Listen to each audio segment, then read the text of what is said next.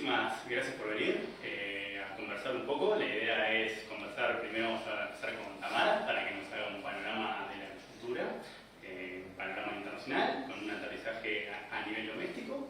Después tenemos también a Marco Soto, que nos va a acompañar en esta suerte de balance y perspectivas, ¿no? A un año ya de gobierno, siempre son buenos hitos o buenas excusas para juntarnos a conversar un rato, y la idea es eso. Entonces tenemos la primera expositora, Tamara, a quien le agradezco por venir. Muchas gracias por la invitación. No, por favor, siempre es un placer. Yo confieso que era admirador de todo lo que han hecho en el instante, así que estoy un poco nervioso por eso.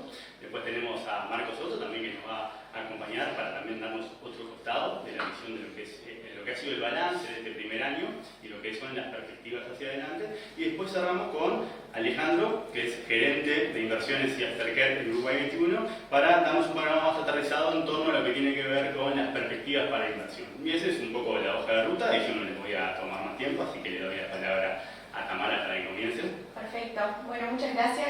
Reitero el agradecimiento por la invitación y bueno, buenas tardes para todos los que están mirando esta transmisión desde sus casas.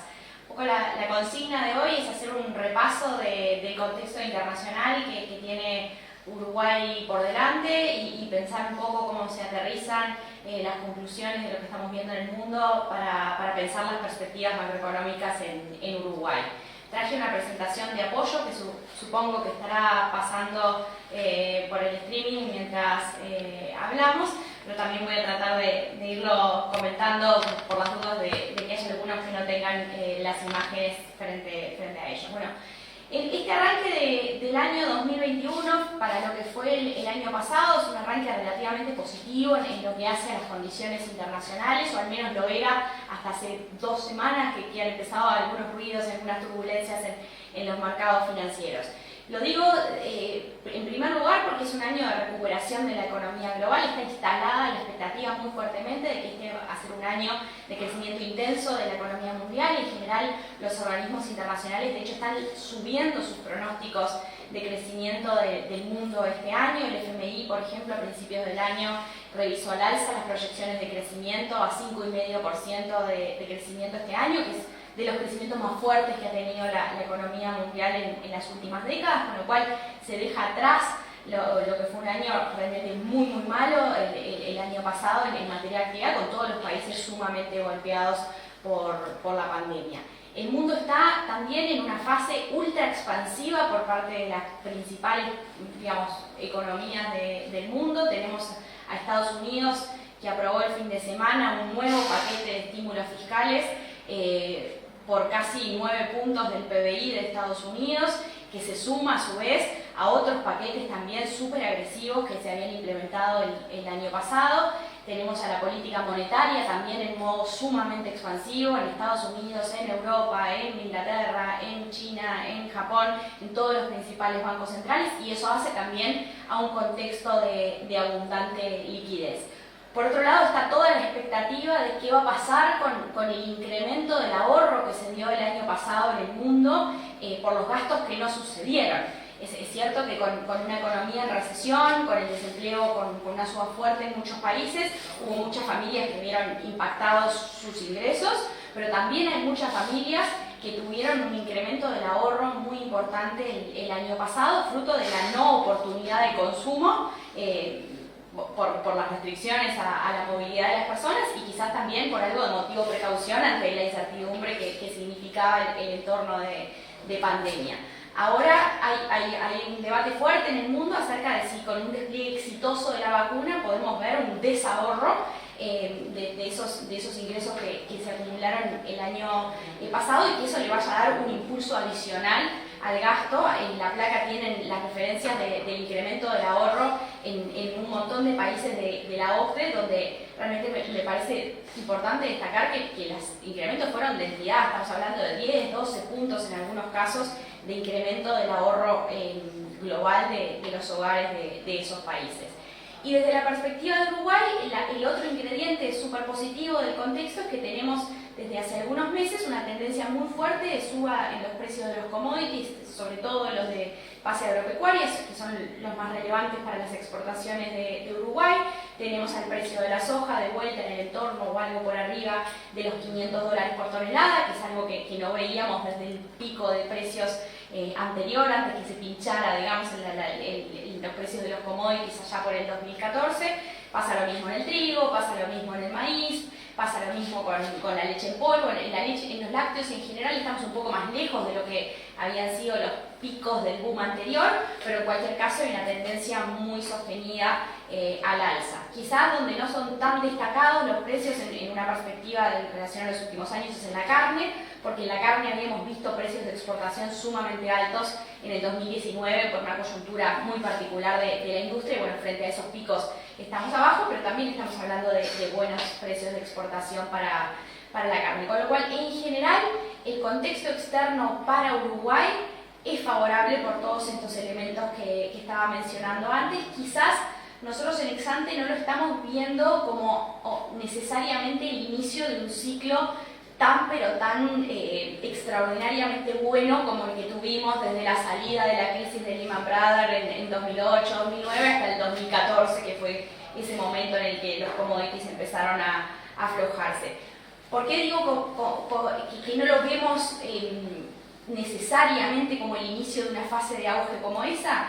En primer lugar, porque el mundo, es verdad, tiene una perspectiva de crecimiento fuerte por delante, pero viene de un pozo, con lo cual no es fácil distinguir cuánto de esto es rebote y cuánto de esto es el inicio de un ciclo expansivo. De hecho, en la placa tienen las proyecciones que se manejan para Estados Unidos, para la zona del euro, para China, de acá a 2 años para adelante, y se ve con relativa claridad, creo, que hay una perspectiva de rebote muy importante, pero que todas esas economías, que son las más grandes del mundo, seguirían todavía por debajo de lo que eran sus niveles de tendencia prepandemia.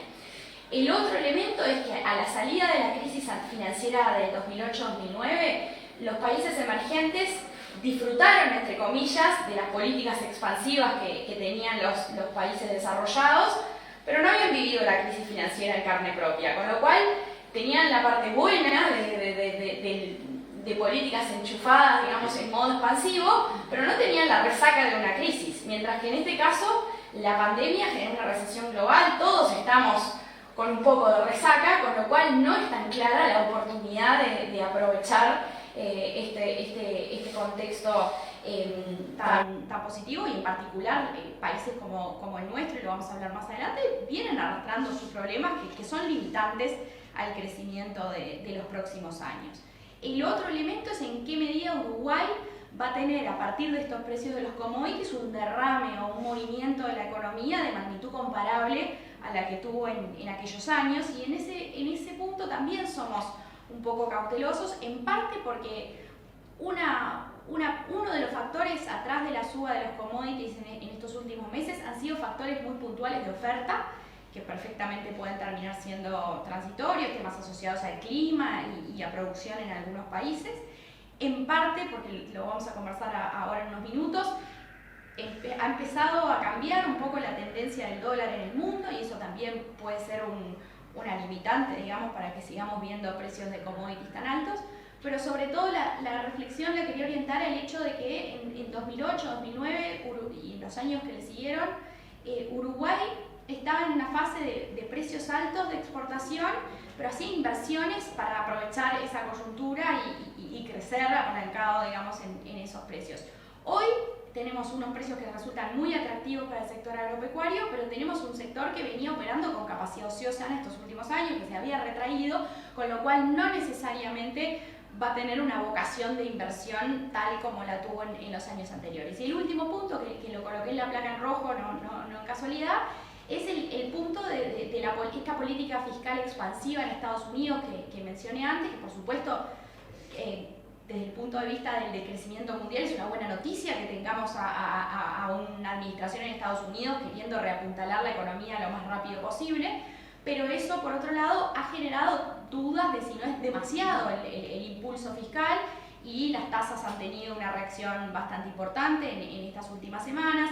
El dólar ha cambiado de signo y eso puede tener implicancias en las bolsas, en las tasas de interés, en los propios precios de los commodities, y es un elemento que hoy aparece como una de las señales de riesgo más importantes. Si miramos las tasas de interés internacionales en una perspectiva larga, seguimos con tasas de interés en niveles sumamente bajos, tasa a 10 años abajo del 2%, pero no es lo mismo el medio punto que teníamos hace un año que el punto y medio que tenemos ahora en estas últimas semanas, y eso en particular está generando movimientos tanto de salida de capitales de los mercados emergentes en estas últimas semanas, como de movimientos fuertes en las paridades cambiarias. El dólar había pasado toda la segunda mitad del año pasado, más bien debilitándose en el mundo, o lo que es lo mismo en nuestras monedas fortalecidas, mientras que en estas últimas 2-3 semanas ha habido una depreciación importante de las monedas emergentes contra el dólar, y el dólar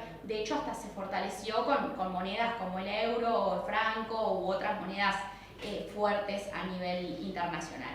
Eso es un poco el trasfondo o el contexto internacional en el que se para Uruguay en este arranque del año. ¿Qué estamos viendo desde la economía local? Estamos en una economía que tuvo un rebote muy bueno en los meses iniciales, digamos, después de la caída de marzo y abril. Desde mayo empezó una recuperación bastante vigorosa que se dio de forma muy extendida a nivel de sector, y prácticamente todas las variables económicas rebotaron de una forma muy importante en mayo, agosto, junio, julio, agosto, hasta septiembre diría. En el cuarto trimestre del año pasado el panorama se hizo un poco diferente, esa recuperación empezó a ser un poco más dispar a nivel sectorial. Algunos sectores lograron, digamos, alcanzar niveles de actividad prepandemia o similares, mientras que otros se quedaron con niveles de actividad bastante más reducidos. Todos los sectores de servicios que están impactados por la temporada turística que hemos tenido están enfrentando un panorama particularmente malo, y el crecimiento probablemente se moderó sobre el final del año pasado, y en nuestras proyecciones seguramente incluso hasta tuvo algún retroceso en este primer trimestre que estamos transcurriendo ahora. En Exante tenemos una proyección de crecimiento de la actividad económica en el promedio del año que viene, pero que recoge en buena medida el efecto arrastre de la recuperación que ya se dio en la segunda mitad del año pasado. Si uno mira las proyecciones de crecimiento trimestre a trimestre, no es que estemos previendo un crecimiento demasiado intenso a lo largo del año, y reitero, es una proyección o una previsión de crecimiento además sumamente heterogénea a nivel sectorial. Seguramente vamos a tener a sectores como el agro o la construcción operando en niveles sensiblemente más altos que los que tenían en el 2019, antes de la pandemia, y lo que son sectores de servicios y comercio, servicios, restaurantes y hoteles operando en niveles bastante lejos de aquellos niveles prepandemia. El otro elemento que es como una pieza indispensable del diagnóstico es que el empleo está teniendo una recuperación lenta, incluso en los sectores que han tenido una reactivación vigorosa de su nivel de actividad. Terminamos el año pasado con una caída del empleo de 70.000 personas, si comparamos diciembre contra diciembre, del orden de 60.000 personas, si nos dejamos de lado el mes puntual y agarramos el promedio del año pasado, y son 60.000 ocupados menos en un mercado de trabajo que de por sí venía expulsando trabajadores en los 4 o 5 años previos, con lo cual estamos con una situación del mercado de trabajo sumamente frágil, y ese seguramente es de los principales desafíos que enfrenta la política económica este año. Si miramos al panorama económico desde la perspectiva de la demanda, en Exante estamos proyectando que va a haber un crecimiento de la inversión, aunque en buena medida impulsado por el efecto de las obras de UPM y de toda la infraestructura conexa a la nueva planta. Estamos proyectando un aumento del consumo, pero que de vuelta no alcanza, sería una reversión solo parcial de la caída que vimos el año pasado, con ese contexto de mercado de trabajo que mencionaba recién, y con una perspectiva de salario real que seguramente va a volver a caer este año. Y en términos de exportaciones, el mundo de los bienes, digamos, tiene esta novedad, digamos, de un escenario de precios de exportación bastante más atractivos. En lo que son las exportaciones de servicios, este año se va a notar, y muy negativamente, la ausencia del ingreso de divisas por turismo en la primera parte del año. El otro elemento del contexto 2021 que me parece importante destacar es que en Exante estamos convencidos de que la inflación va a tener un escalón a la baja. Ese diagnóstico está un poco tensionado en estos días con la suba del dólar, que ha sido un poco más fuerte que la que teníamos prevista para estos meses, pero aún así hay que recordar que en marzo y abril del año pasado, cuando el dólar se fue a 46 pesos, cuando tuvimos ajustes de tarifa también bastante extranormales, las inflaciones de esos meses habían sido muy altas y en la medida que no se repitan nuevamente este año, la inflación en 12 meses seguramente va a empezar a caer ahora en las mediciones de marzo y en abril, y muy posiblemente estimamos que va a empezar a entrar al rango meta del Banco Central, y eso debería permitir que el Banco Central siga teniendo una tónica monetaria más bien expansiva como la que ha tenido en este último tiempo. Y el último elemento que menciono a modo de síntesis o de panorama a vuelo de pájaro es que probablemente este va a ser un año de nueva caída del salario real. Está por verse cómo van a ser las pautas oficiales que va a poner sobre la mesa el gobierno para la nueva ronda de negociación colectiva, pero lo que deja la primera parte del año, que de alguna forma está jugada con los convenios que están en pie, es un aumento de los salarios en términos nominales bastante moderado e inferior a la inflación. El tener una pauta salarial moderada para este año parece consistente con el objetivo de recomponer el empleo en ese contexto que mencionaba recién, y también con el objetivo de anclar las expectativas de inflación y que este primer ingreso que estamos teniendo al rango meta de inflación se pueda consolidar como algo más permanente. Pero en definitiva, y para cerrar, nuestra visión en Exante es que Uruguay está avanzando, pero que tiene que seguir ajustando sus desbalances macroeconómicos, y sobre todo que para volver a crecer más fuertemente o más vigorosamente tiene que tener una agenda digamos, más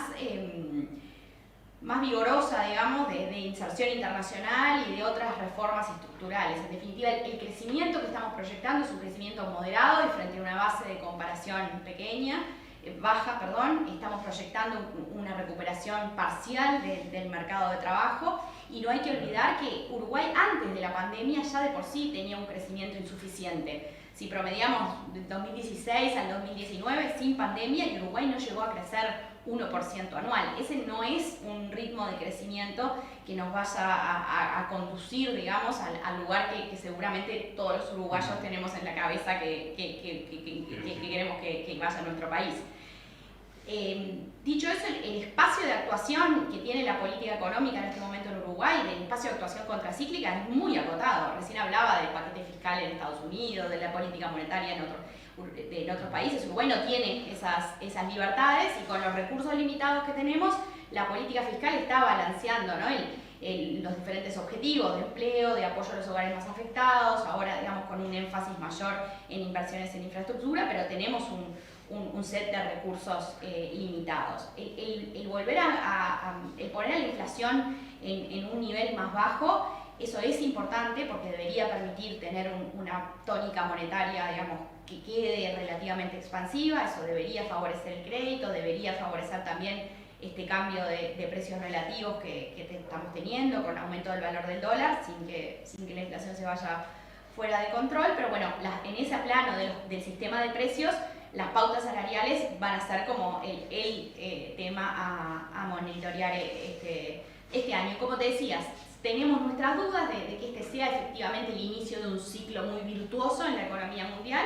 Salvo que ese sea el caso, Uruguay probablemente, digamos, va a seguir enfrentando restricciones de crecimiento, y por eso el énfasis que ponía antes de la importancia de una agenda más importante de reformas estructurales, una estrategia, digamos, decidida de inserción internacional y de captación de inversión extranjera. Y bueno, por último, y dejo solamente una pincelada, seguramente Marcos se va a estar refiriendo a eso más extensamente, y confío que voy a coincidir en sus comentarios. No nos olvidemos de la región. Tenemos vecinos baratos en dólares, tenemos vecinos económica y políticamente inestables por diferentes razones, y bueno, en este año nos pueden terminar trayendo nuevas sorpresas al escenario económico. Muchísimas gracias, Tamara. Ya le dejaste la posta a Marco, no sé si estaban sincronizados, esperemos que sí. Y bueno, y ahora le vamos a dar el paso a Marco para que continúe con la presentación, en donde vos lo induciste a continuar. Perfecto, Muchísimas bueno, gracias por de todo, nuevo ¿verdad? muchas gracias por la invitación. No, muchísimas gracias a vos.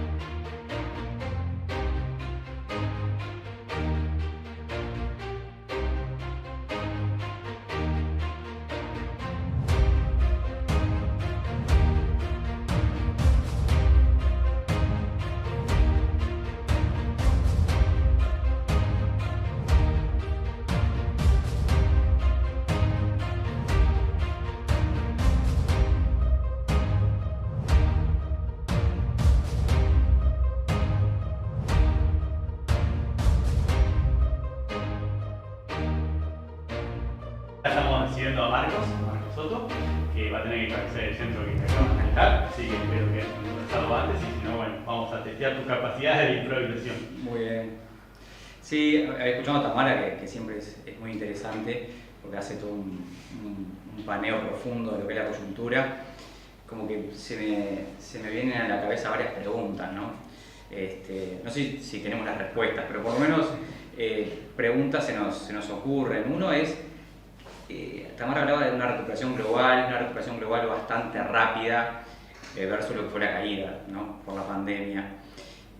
Ahora mi pregunta es, ¿qué recuperación global tendremos, ¿no? Ayer la OCDE actualizaba los datos de su monitor económico y hablaba de que posiblemente el mundo crezca un 5,6% este 2021 y posiblemente alcance un nivel prepandemia de producción ya en el comienzo del segundo semestre.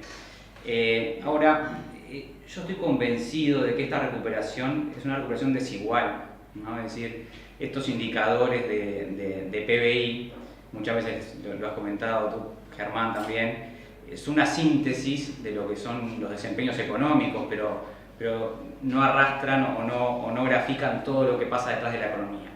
Y cuando hablo de que es una recuperación desigual, es una recuperación desigual intraeconomía y entre las economías.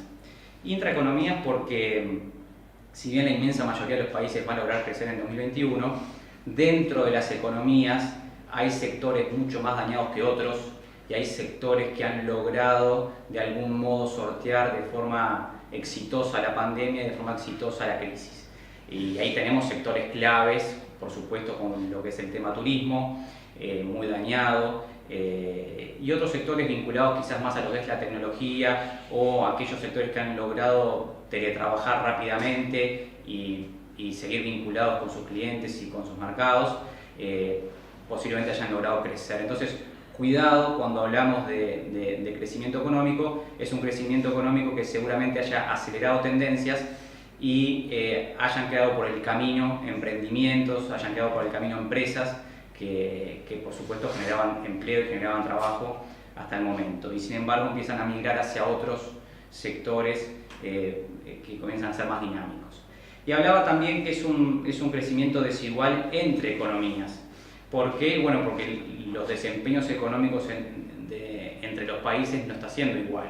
De hecho, China va a lograr profundizar este despegue que tiene versus el resto del mundo. Logra crecer en el 2020, si bien es una tasa magra para lo que son los crecimientos chinos, pero logra crecer a un 2,3% y va a continuar creciendo este año a tasas importantes. Seguramente de las economías centrales va a ser el segundo crecimiento más significativo tras de India.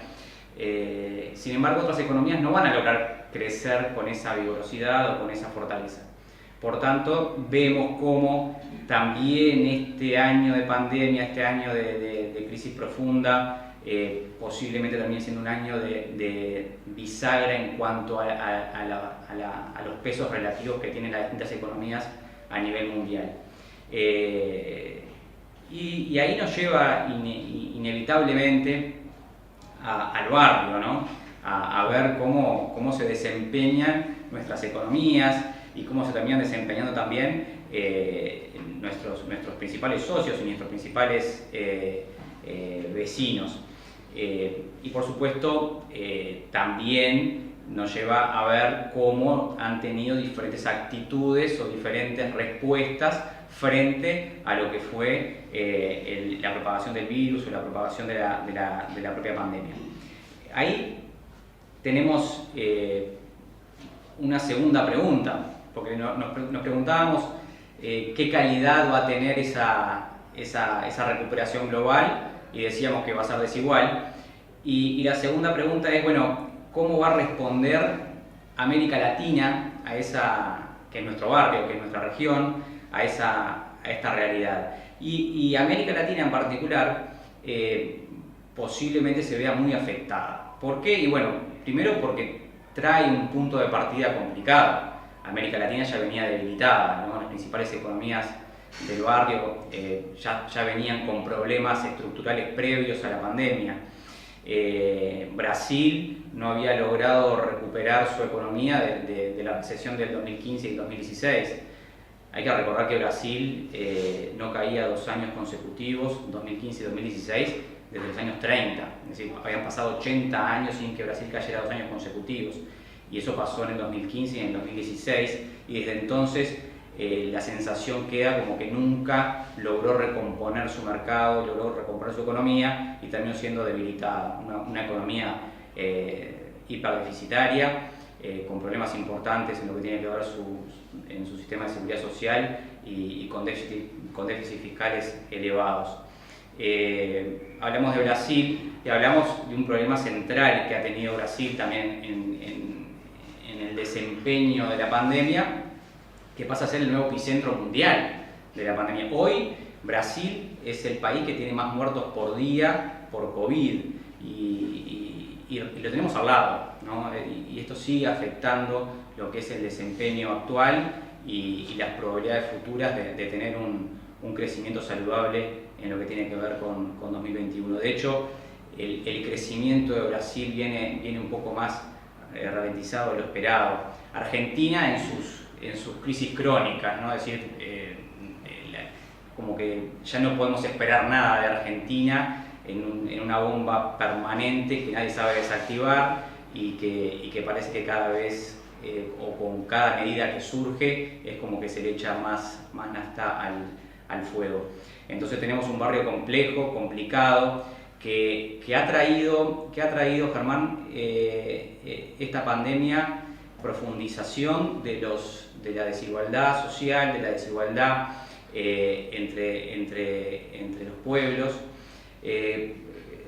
Fíjate una cosa, este año, el 2020, terminó con 20 millones más de pobres América Latina. Es decir, tenemos una nueva década perdida en cuanto a una recuperación económica y social en nuestro continente. Posiblemente en el 2020 hayamos terminado con 210 millones de personas bajo la línea de pobreza en América Latina. Son desafíos muy grandes, muy profundos, la herida es profunda y lo que sí se ha probado es que las economías crecen, pero mejorar estos indicadores termina siendo mucho más complejo y mejorar los indicadores sociales y rescatar luego a personas que caen en la pobreza termina siendo mucho más lento que la propia velocidad que adoptan los crecimientos económicos. Por eso duele mucho ver esta nueva realidad que tiene nuestro barrio, que fíjate que tiene el 8,4% de la población mundial, pero tiene casi el 28% de los muertos por COVID. Es decir, realmente nuestra región ha sido muy golpeada, tanto en lo que tiene que ver desde el punto de vista sanitario como sus efectos económicos, sus efectos sociales. Decía que también importaba y mucho el punto de partida, porque en Uruguay lo vemos un poquito lejano, pero más del 50% de los trabajadores en América Latina no tenían cobertura de seguridad social, estaban dentro de la informalidad. Y cuando la marea baja y los empleos se pierden y los ingresos familiares caen, no tener una red de contención de seguridad social es muy significativo. Casos extremos como Perú, más del 70% de la fuerza laboral sin seguridad social y dentro de la informalidad. Entonces había un punto de partida muy débil y que indudablemente este huracán se lo lleva puesto. Es todo negativo y no, es un escenario muy desafiante. Es un escenario muy desafiante donde indudablemente hay algunos hechos que pueden llegar a oxigenarnos. Comentaba Tamara la evolución de los precios internacionales de los commodities. A mí me gusta seguir un índice de Bloomberg que es la canasta de los commodities y cómo evoluciona ese índice y indudablemente trae una recuperación formidable en los últimos meses y una región exportadora y productora de materias primas trae posiblemente un oxígeno por allí.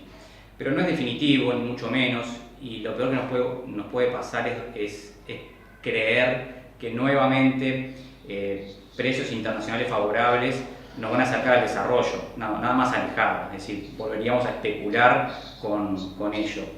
Y entonces ahí nace una tercera pregunta, que es ¿qué mundo tendremos o con qué mundo tendremos que lidiar de acá en más?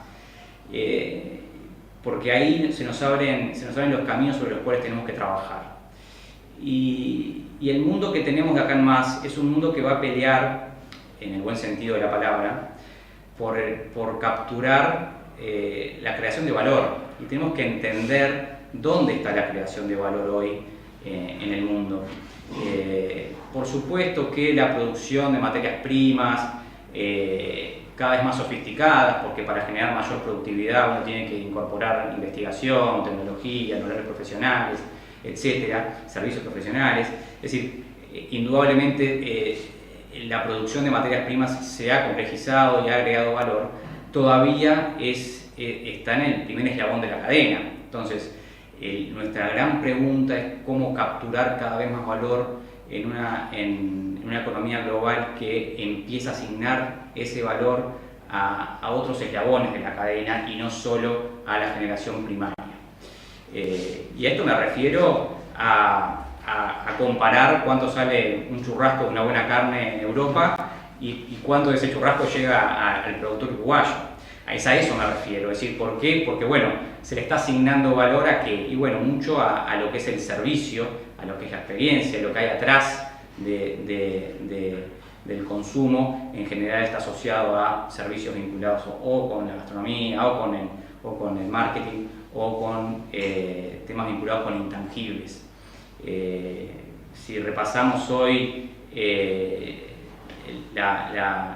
90% del valor generado en el Standard & Poor's, por ejemplo, en Estados Unidos, el 90% son activos intangibles hoy.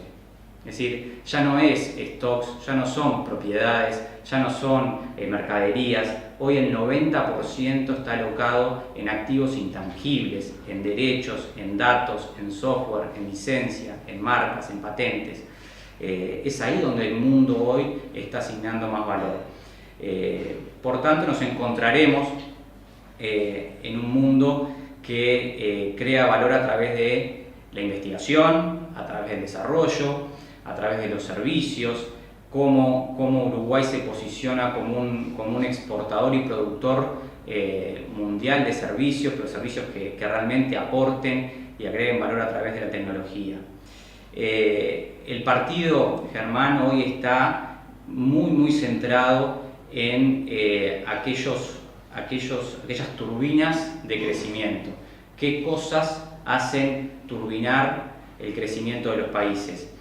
Y hoy los países crecen a largo plazo, ¿no? No estamos hablando de que un año caigas o crezcas en función de cómo varía el tipo de cambio. No estamos hablando de un proyecto de mediano y largo plazo. Hoy los países crecen en función de cómo incrementan su productividad. Y eso está asociado inequívocamente a cómo incorporas tecnología a tus procesos productivos y cómo cortás la brecha de conocimiento, cómo preparás a tu gente para que o trabaje con la tecnología o que supere la tecnología. Y es ahí donde tenemos que trabajar, es decir, adoptar tecnología y acortar las brechas de conocimientos y, por supuesto, las brechas educativas. Tenemos trabajo por delante porque tenemos capacidades para hacerlo. Uruguay todavía, y lo viene probando, porque la exportación de servicios ha sido muy dinámica, y no solo los servicios tradicionales, porque a los servicios tradicionales los llamamos turismo y transporte, que han sufrido mucho el último año. Cuando hablamos de servicios hablamos en un sentido mucho más amplio, que abarca todo lo que son los servicios globales de exportación, como software, como audiovisual, como profesionales, financieros, etc. Tenemos una gran vertical donde trabajar muy fuerte, y por supuesto también lo que sabemos hacer de forma natural, porque tenemos condiciones naturales para hacerlo, que es la producción natural, la producción de bienes primarios, pero tenemos el gran desafío de cómo agregamos más valor a esa cadena, cómo nos subimos a una cadena de agroalimentaria para producir y que de Uruguay salga más valor del que hoy aportamos.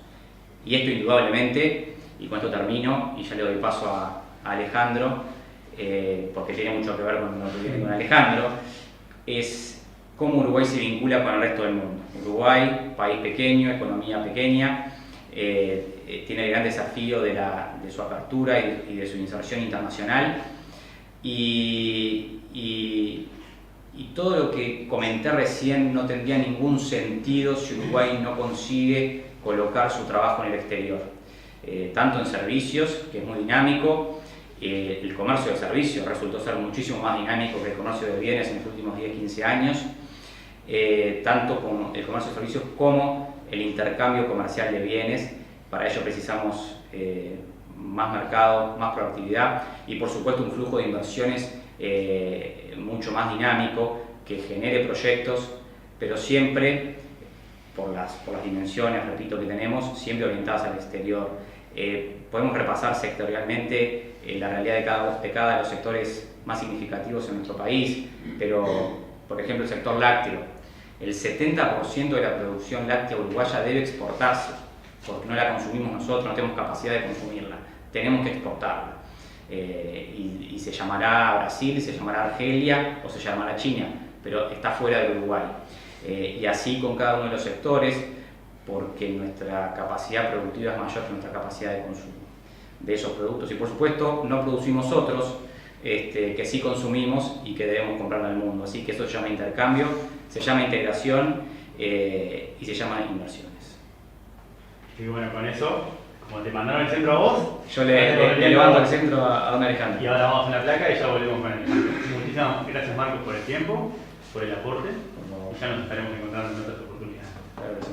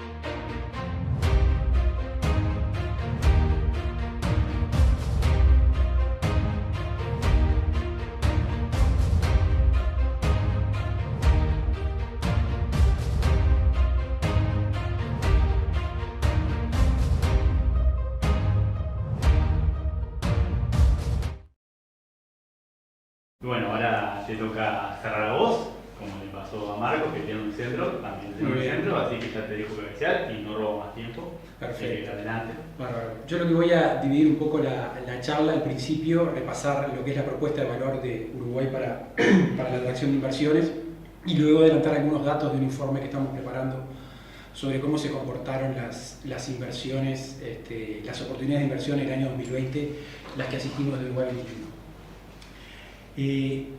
Enganchando bien con lo que decía Marco, ¿no? Me parece que está bueno repasar las exportaciones de Uruguay y cómo Uruguay se separa en casi un 50% de sus exportaciones en lo que es ese país agroexportador basado en las cadenas agro. Pero luego también, además del turismo, cómo han crecido los servicios globales, que es lo que mencionaba Marcos también, ¿no? Ya estamos en sobre un 20% de las exportaciones que son atribuibles a los servicios globales, ¿no? Lo que es trading, servicios empresariales, tecnologías de la información, financieros, creativos, innovación, etc. Y eso me parece que es una buena noticia porque los países cuanto más desarrollados son, más es la importancia de los servicios en las exportaciones, ¿no? Que tiene una serie de ventajas pero que podemos ver en otro momento.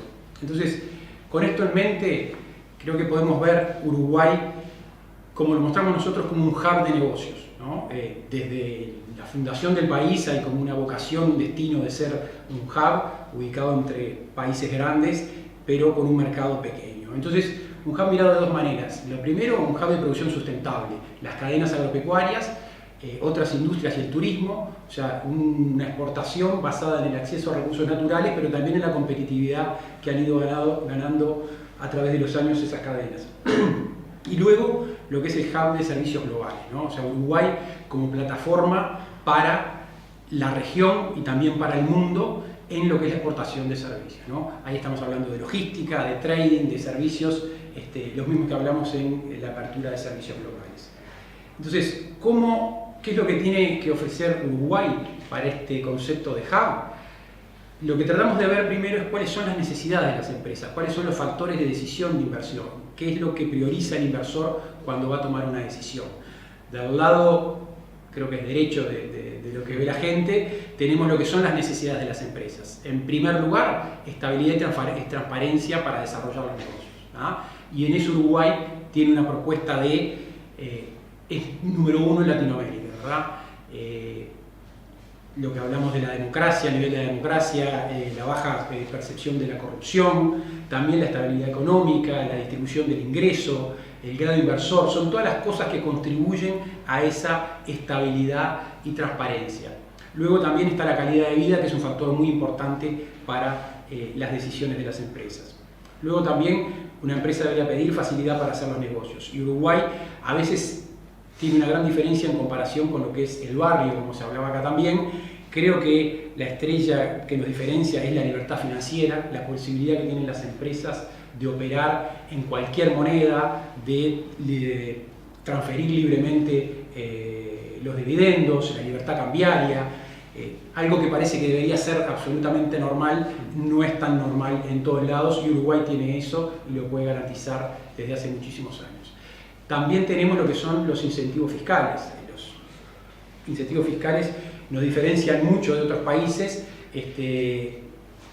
no solo por la adaptación a cualquier tipo de producción, sino también porque estar adecuados a los niveles de exigencia de la OECD, ¿verdad? Seguimos con lo que es el acceso y el servicio al cliente. Una empresa que va a localizar una inversión en la región quiere poder acceder a sus clientes para venderles, pero también para darles un buen servicio. Bueno, por su ubicación estratégica y también por el grado de sofisticación de las cadenas logísticas, Uruguay permite reducir stocks, achicar tiempos de entrega de mercadería y dar certezas también a los clientes, ¿no? Yo creo que ahí sobre todo se destaca lo que es la cadena de logística de farma, que tiene además exigencias de temperatura, ¿no? Tenemos algunos casos exitosos donde, por ejemplo en temas farmacéuticos, es más fácil, rápido y seguro acceder a San Pablo vía Uruguay, teniendo un stock en Uruguay, que haciéndolo directamente, ¿verdad? Luego podemos hablar de lo que es la infraestructura, o sea, la inversión que se ha acumulado muchos años en infraestructura para las telecomunicaciones. Tenemos infraestructura de clase mundial que permite una atención en tiempo real de los clientes. Cuando estamos hablando de servicios globales, Para Uruguay, que estamos lejos de los mercados principales y de mayor poder adquisitivo, bueno, aquí lo que cuentan no son las distancias, sino el uso horario. Y bueno, nosotros estamos en un uso intermedio que nos permite trabajar tanto con Europa como con Estados Unidos. Pero para eso la calidad de las telecomunicaciones es vital y lo podemos ofrecer. Luego también a nivel de comercio de bienes, bueno, tenemos lo que es el Mercosur, con las preferencias que todos conocemos, con todos los temas para mejorar, pero bueno, es un activo sobre todo en aquellas empresas que quieren venir a producir para la región. Y finalizando este slide, último pero no menos importante, te diría que al revés, que hasta quizás es lo más importante, sobre todo cuando hablamos como un hub para exportar servicios desde acá, es la disponibilidad de talento. El talento uruguayo, esto es lo que nos devuelven las empresas con las que trabajamos, que invierten en el país, es educado, es flexible, es creativo, es un talento que desafía, y eso genera una calidad de servicio que normalmente está muy por encima de las expectativas de las empresas cuando vienen al país, pensando en un país de Latinoamérica. Es un talento que para este tipo de negocios es multilingüe, y ahí tenemos una diferenciación importante, que es el portugués. Entonces Uruguay es un país que logra diferenciarse del resto por su capacidad de atender el mercado brasilero. Y bueno, y para completar, una cosa que viene siendo cada vez más importante para cualquier tipo de inversión en lo que es hub de servicios globales es contar con un ecosistema de innovación dinámico. El hecho de tener un ecosistema dinámico favorece el desarrollo de esos negocios que se pueden ir sofisticando cada vez más. Yo ahora lo que voy a repasar con algunos slides que son los que usamos comúnmente con los inversores, reafirmando estas afirmaciones, ¿no? Nosotros rankeamos sistemáticamente primeros en Latinoamérica en los índices de democracia, corrupción, etc. También la calidad de vida Montevideo rankea primero todos los años en lo que es el índice de Mercer, con temas como la salud, la educación, algo que nosotros no valoramos, pero los tiempos muy cortos para ir a trabajar es un diferencial muy importante en el mundo y en los países de la región, y bueno, temas de recreación, etc. Luego una dimensión que está cobrando cada vez más importancia son los factores ESG, que refieren al ambiente, la dimensión del ambiente, la dimensión social y el governance. Bueno, Uruguay está rankeado entre los países con mejor desempeño en este tipo de factores que están asociados a la sustentabilidad y cada vez van a ser más preponderantes. Bueno, un país que ha invertido en la inclusión digital. Para los inversores les llama mucho la atención todo este tema del plan Ceibal y cómo se ha invertido en la digitalización y en que todo el mundo, los niños accedan a la tecnología. Lo que te hablaba de el idioma, ¿no? Porcentajes importantes de inglés, pero también de portugués, dada la frontera que tenemos con Brasil. También nosotros tenemos, dado que para la atracción de este tipo de inversiones, como veíamos, el talento es clave, hemos desarrollado una serie de instrumentos para poder facilitar esa inversión. Junto con el INEFOP tenemos un programa de subsidios para la capacitación de la gente, la creación de nuevos puestos y la mejora continua del personal. Tenemos un portal que facilita el desarrollo de la marca empleadora y el vínculo entre las empresas de servicios con la academia, y además las empresas pueden publicar ofertas de forma gratuita. Desarrollamos en un convenio con Cancillería y con el Ministerio de Interior desde hace un par de años una especie de fast track que facilite la obtención de visas y residencias para las empresas, para la gente que viene a trabajar en los servicios globales. Y también hemos desarrollado un sitio web que se llama Living Uruguay, donde lo que hicimos fue poner junta toda la información que puede requerir un migrante calificado para venir a elegir Uruguay, ¿no? Esa información está junta y está en inglés también para facilitar el acceso a esa información. También rankeamos en todo lo que tiene que ver con conectividad y tecnología, rankeamos primeros en la región, y bueno, una batería de instrumentos de incentivos fiscales que aplican a diferentes plataformas de negocios, como pueden ser logística, el comercio y servicios, la innovación o la producción, regímenes que son transversales, como la ley de zona franca, que lleva muchísimos años de forma prácticamente incambiada, la ley de promoción de inversiones y luego en cada plataforma algunos regímenes especiales como puertos libres, software o temas de adición temporaria y devolución de impuestos. Muy rápido porque son unos cuantos.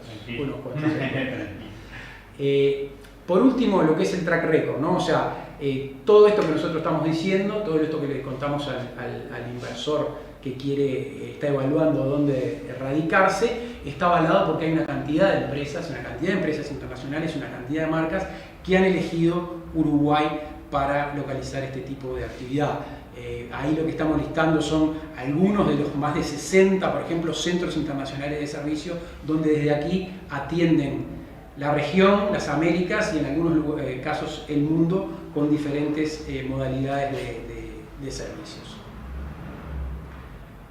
Bien, cerrando con la imagen que vimos al principio, Uruguay para estas necesidades tiene atributos, pero lo que me parece que nos diferencia del resto, algunas de estas cosas las tenemos solo nosotros, otras las tienen además países con los que competimos, pero yo creo que lo que nos diferencia especialmente es que esta es una combinación única de atributos, ¿no? Uruguay tiene todas estas cosas y eso es muy difícil que un inversor lo encuentre en un país de la región. Muy bien. Pasando a la segunda parte, acá lo que vamos a mostrar es un resumen de resultados y algunas tendencias de cómo se comportaron las oportunidades de inversión que llegan a Uruguay 21 y son asistidas desde la agencia. ¿Bien? Dando un poquito de marco, nosotros lo que hacemos es un proceso de venta consultiva, donde lo importante es saber cuáles son las necesidades de ese cliente y cómo adaptar nuestra propuesta a esas necesidades. Y bueno, está compuesta por 4 procesos principales. Promoción, ahí lo que hacemos es prospectamos potenciales inversores y hacemos acciones de marketing, algo de marketing digital, cada vez más va a ir por ahí el tema de la promoción, pero también marketing directo de abordaje de esos prospectos. Luego tenemos un proceso que es la gestión de oportunidades, donde se recibe directamente la oportunidad y se trabaja en convencer a aquel inversor de que elija el país. Una vez que de esas oportunidades hay alguien que eligió el país, trabajamos en la concreción y la ayuda en el landing para que facilite la experiencia de instalarse en el país. Y por último, tan importante como lo otro, los procesos de post-inversión o aftercare. Que esto tiene 2 partes. Uno es trabajar sobre lo que es el producto Uruguay, ¿no? Nosotros promocionamos y trabajamos sobre el producto. Eso es el rol de la agencia de Policy Advocacy, de identificar los desafíos que nos llegan a través de las oportunidades de inversión, pero también de las empresas que están instaladas y poder darles señales, buenos insumos a los policy makers para que tomen las decisiones correctas en el marco de sus competencias. La otra parte del aftercare es, trabajando con las empresas instaladas, es ver que esas empresas amplíen o diversifiquen sus inversiones en el país, ¿no? Está probado globalmente que es mucho más probable lograr una reinversión, una diversificación de una empresa que ya está y conoce el país que una empresa que no lo conoce, sobre todo en países como los nuestros que son prácticamente desconocidos a nivel global. ¿Y cómo hacemos esto? Bueno, nos organizamos en áreas de especialización, ¿ah? Para responder a las consultas que nos vienen de sectores específicos. Estamos organizados con gente que domina esos sectores y conoce los negocios. Y alguien que conoce el negocio tiene una capacidad muy superior de poder realizar una venta consultiva con lo que requiere de conocimiento, ¿no? Entonces estamos organizados en lo que son servicios corporativos empresariales, tecnologías de la información, ciencias de la vida y temas de agronegocios. Los especialistas de estos sectores conocen los sectores, atienden las consultas que llegan en estos temas, pero también realizan actividades de promoción en el exterior y trabajan con las empresas instaladas. Lo que vamos a ver ahora es poner un zoom a cómo se comportaron las oportunidades que gestionamos en el año, o sea, las oportunidades asistidas por el instituto. Número muy grande, el total de oportunidades que de alguna manera asistimos fueron 263 durante 2020. Esto implica reuniones, presentaciones, videoconferencias, contestar pedidos de información, armar pedidos de información específicos de temas salarios, normativa, todo lo que puede requerir una inversión, vincular a ese inversor con proveedores de servicios o con sector público o con colegas también ya instalados en el país, y también generarles agendas cuando vienen al país. Este ha sido un año bastante pobre en organizar agenda por razones de público conocimiento. De esas 263 empresas que asistidas, hubo 162 que se iniciaron propiamente en 2020, algunas venían de atrás, y al finalizar el año nosotros teníamos una cartera integrada por 214 oportunidades que estaban vivas de alguna manera, ¿no? Mirando esa cartera de oportunidades se comporta como una cosa normal, como un embudo, ¿no?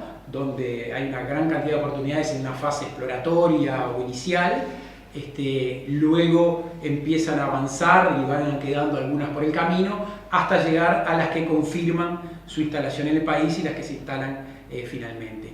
Para este ejercicio nosotros tuvimos 23 oportunidades que confirmaron su instalación en el país. Creemos que para este nivel de año y de pandemia es un muy buen guarismo, ¿no? Ahora, me quiero concentrar en lo que son las oportunidades. Esas 162 oportunidades que se iniciaron en 2020 son un 42% superiores a las que se iniciaron en 2019. Y esto fue una sorpresa para nosotros, ¿no? Vamos a ver un poquito a qué se debe ese comportamiento. Primero, para entender, nosotros clasificamos cada oportunidad que llega en función de qué país viene, qué sector es esa empresa, a qué sector pertenece globalmente esa empresa y qué va a ser finalmente en el país, lo que llamamos plataforma de inversión en Uruguay. Por ejemplo, una empresa que es del sector farmacéutico puede venir a Uruguay a poner un centro de distribución regional, o puede tener un centro de servicios compartidos, o de trading, o de comprar sus insumos, puede comprar sus insumos para vendérselo a su planta en la región, o también puede venir a producir. De la misma manera, una empresa de software puede venir a desarrollar o puede venir a hacer la parte comercial y así sucesivamente. Entonces es muy importante qué hace en el país, a qué tipo de plataforma aplica. Si miramos primero el país, bueno, claramente lo que destacó fue el aumento de las consultas provenientes de Argentina. Prácticamente se multiplicaron por 4 las consultas desde Argentina. Como muestra el gráfico, bajaron a la mitad lo que es Brasil, y el resto de Latinoamérica, Europa y Norteamérica se mantuvieron estables en guarismos similares a los de 2019, y dejamos de tener, por lo menos nosotros, recibir consultas de parte desde China. Si miramos dentro de esas, vamos a ver en cada gráfico, ponerle una lupa más a lo que es Argentina. Esas mayoritariamente fueron las empresas argentinas vinieron a hacer inversiones, estas están interesadas en invertir o consultan por invertir en lo que es el hub de comercio y servicios, incluyendo el desarrollo de software, temas de tecnologías de la información, pero también hay un número importante, en 85-21, que vienen para temas industriales, ¿no? Y creo que eso también es una señal interesante. Si pasamos a ver el sector de las empresas, bueno, como adelantaba, las empresas tecnológicas, las consultas de empresas tecnológicas se multiplicaron por 3. Lo que es bueno también es que todas las consultas asociadas a esos sectores que te comentaba, que son los que somos más proactivos y donde tenemos especialización, todas aumentaron en este periodo. Las referidas a ciencias de la vida más que se duplicaron, aumentaron lo que son los servicios de outsourcing de servicios, y también aumentaron lo que tiene que ver con el agro.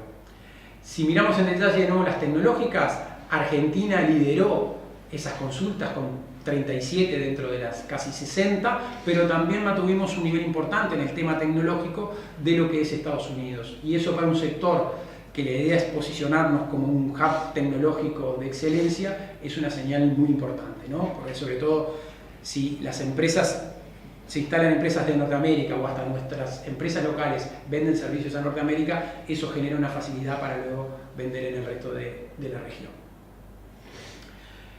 Por último, el último gráfico, lo que decíamos, en qué invierten, o en qué están interesadas en invertir las empresas que llegan a Uruguay 21 y asistimos, bueno, principalmente en lo que es el hub de comercio y servicios, ¿tá? Los servicios empresariales, los servicios de tecnología de información, atender las operaciones de la región desde Uruguay.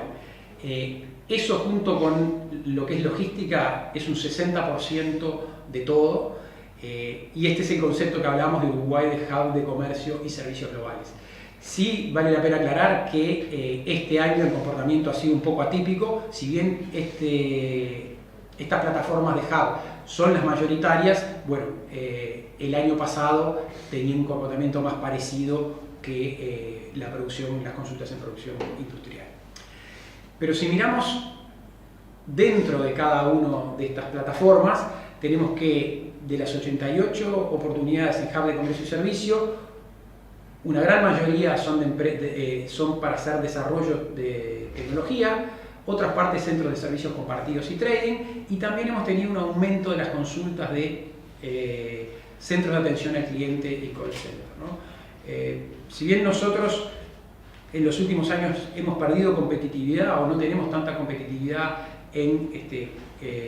para competir por puestos de la parte baja de la escalera de valor agregado, bueno, creo que hay un aumento de la demanda, un crecimiento del mercado y la revalorización de otros atributos que tiene Uruguay, que fueron los que hablamos al principio, que hacen que estemos compitiendo por operaciones y operaciones de bastantes puestos en tema de atención al cliente. Cuando vemos la parte de logística, si bien descendió, es muy fuerte la demanda en proporción de empresas del sector farmacéutico para localizar sus centros de distribución regional. Y en los temas más industriales, y acá me parece que son partes interesantes, novedades interesantes, tenemos proyectos asociados a la segunda transformación de la madera. En Uruguay tenemos un problema con lo que es la colocación del pino, que no ha encontrado una solución para el agregado de valor, temas de costos, temas de competitividad. Bueno, hay señales positivas de inversiones que están apostando a esa transformación de la madera y producir materiales para la construcción. También tenemos proyectos interesantes de tema química. Han surgido una serie de consultas relevantes y algunas ya han anunciado en prensa la decisión de instalarse en Uruguay referidos al tema de los biocombustibles, que eso también es un esquema bastante interesante porque es como Uruguay integrado en la región, usando insumos locales, pero también insumos que pueden venir de la región. Entonces ahí los regímenes impositivos, la infraestructura portuaria es clave. Cannabis desde hace unos años viene siendo recurrente también en las consultas de inversión, y bueno, y una nueva oportunidad que surge es el tema de la carne porcina, dado temas de mercado por la peste porcina en China, los precios se dispararon al alza y la idea es que dure bastante tiempo, y hemos recibido consultas firmes de empresas interesadas de la región, pero también de Europa, en poder desarrollar este sector que tiene una expresión muy mínima hoy en Uruguay. Entonces, para resumir lo que ha sido el comportamiento de las oportunidades en 2020, un año de pandemia, que eso lleva a que en las empresas incertidumbre y atraso en la toma de decisiones. Eso lo vivimos en las empresas, que los tiempos que llevan para tomar decisiones y para terminar de instalarse. La buena noticia es que tuvimos un 42% más de consultas y tenemos una cartera bastante interesante con más de 200 oportunidades abiertas. Ha habido un gran interés de la Argentina, se multiplicaron por 4, como decíamos hoy.